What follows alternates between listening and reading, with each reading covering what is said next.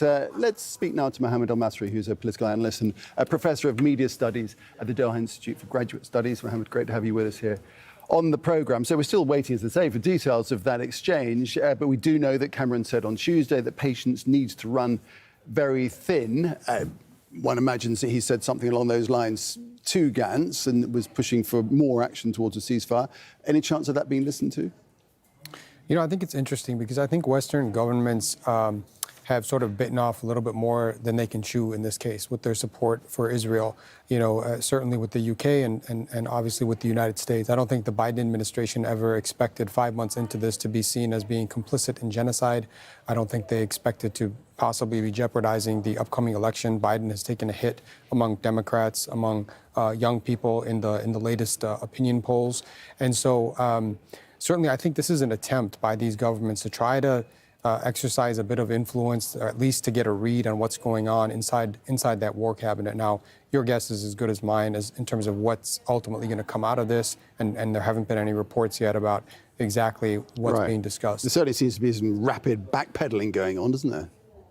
No question, no question. And as I said, there's increasing pressure now. There's increasing pressure, especially as atrocities mount. You're having almost daily now Palestinians being killed as they're searching for aid. And I think the U.S. is getting criticized, rightly so, for these aid drops, which make the U.S. look rather pathetic. I mean, you're sending a single meal to a little over 1% of the population at a time when there's imminent famine.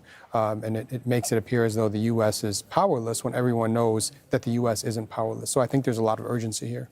The public opinion is not powerless. That carries a lot of power, especially in an election year, and there's growing public disquiet globally about Israel's actions and countries like the United States and the UK in their position of supporting Israel. No question. You know, if you look at the latest opinion polling data in Europe, it's quite critical of Israel. It's really unprecedented.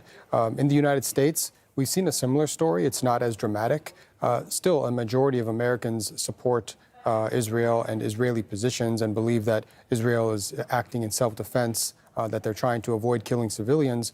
But, as I mentioned earlier, young people in the United States, that 18 to 24 and also the 24 to 35 age brackets, they're increasingly critical of Israel and supportive of Palestinians. The same is true to a lesser extent among Democrats on the whole and some other demographics like Arabs and Muslims. And so these are demographics that the Biden administration absolutely needs to win this upcoming election. Right. All the while, behind the scenes, the negotiations continue about a potential ceasefire. Where are we with that, do you think?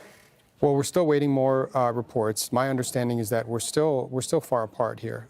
That's just the unfortunate reality. I think that it's hard to square Israel's end game, their objective, which remains trying to finish off Hamas, which the U.S. has said is impossible. Effectively, what this means is that they want to continue to bomb Gaza and further destroy it, even though they've already destroyed most of it. Hamas, on the other hand, wants a permanent ceasefire. So how do you square those two opposing aims and conditions? That's the problem right now. And Ramadan was always the target, wasn't it? And that could come as soon as Monday. I think the U.S. is really pushing for something before Ramadan. I don't think the Israelis care so much about Ramadan. Last year, Israel, during Ramadan at the Al-Aqsa compound, was beating Palestinian worshippers with batons. But I think the U.S. understands that they're going to look really bad if Israel is, you know, systematically preventing aid and bombing Palestinians during the Muslim holy month. And that's why I think they're ramping up pressure. I thought it was curious, and we may well yet hear more about this from David Cameron when we hear what he had to say to Benny Gantz, but he was referring on Tuesday to the possibility of legal action because of what Israel has done. Well, Israel's already up to its ears in you know, legal problems, right? There's obviously the genocide case, and now you have the occupation case, both at the ICJ. I think Western governments don't want to be dragged into this.